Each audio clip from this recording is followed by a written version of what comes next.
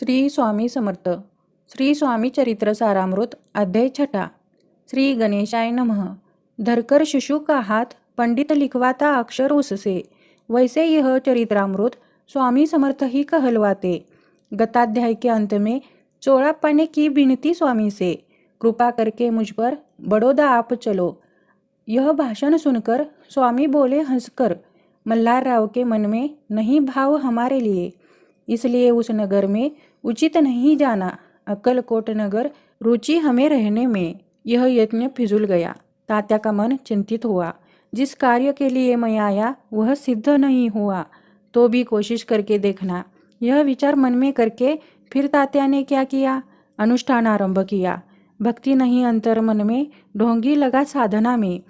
उस पर स्वामी नरहरि प्रसन्न कैसे होंगे. फिर तात्या ने क्या किया, सप्ताह को ब्राह्मण बिठाए. श्री गुरुचरित्र पाठ का प्रारंभ किया स्वामी कृपा प्राप्ति के लिए. पर उनके भवन कभी नहीं गए समर्थ. तात्या हुए व्यग्रचित्त, कुछ सूझता नहीं उपाय. अब जाकर बड़ौदा राजा से क्या कहूँ और सकल जन को मोह कैसे दिखाऊँ. ऐसे उपाय से न होते स्वामी प्रसन्न. अब एक तरकीब करके स्वामी को ले जाए चुरा कर.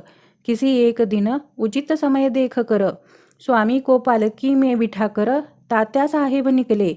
कड़प गांव का रास्ता था. आधे रास्ते में पालकी आई.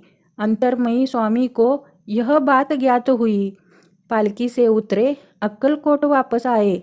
ऐसा बहुत बार हुआ. यह उपाय भी विफल हुआ. बाद राजमहल में समर्थ जाकर रहे, कोई तरकीब काम करे ना. तात्या ने हार मानी. फिर असफल होकर बड़ौदा वापस आए. समर्थ कृपा नहीं होती भक्ति के बिना. अन्य उपाय न चले. पर मल्हार राव राजा आगे प्रयत्न रखते जारी. पूछते सबको, कौन जाता स्वामी को लाने.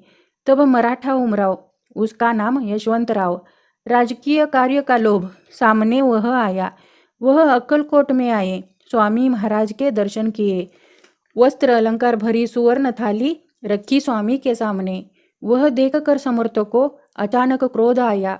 यशवंत को देखकर क्या बोले तब, अरे कोई जंजीर लाओ, डालो इसके पैरों में. ऐसे जोर से त्रिवार समर्थ क्रोधित होकर बोले. क्रोध मुद्रा को देखकर यशवंतराव डरे मन में. मुख पानी भी ना सूख गया. वह थरथर कांपने लगा.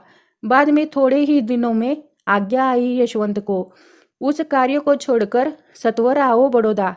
साहब पर विष प्रयोग किया. मल्हार राव पर तोहमत आई. उस कार्य में गुनहगार यशवंत को समझा गया. हाथ पाँव में जंजीर पड़ी.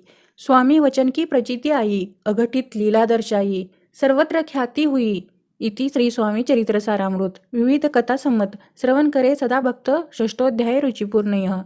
इति श्री स्वामी चरित्र सारामृत षष्ठोध्याय समाप्त. श्रीरस्तु शुभम भवतु. श्री स्वामी समर्थ गुरुमाऊली चरणार्पणमस्तु.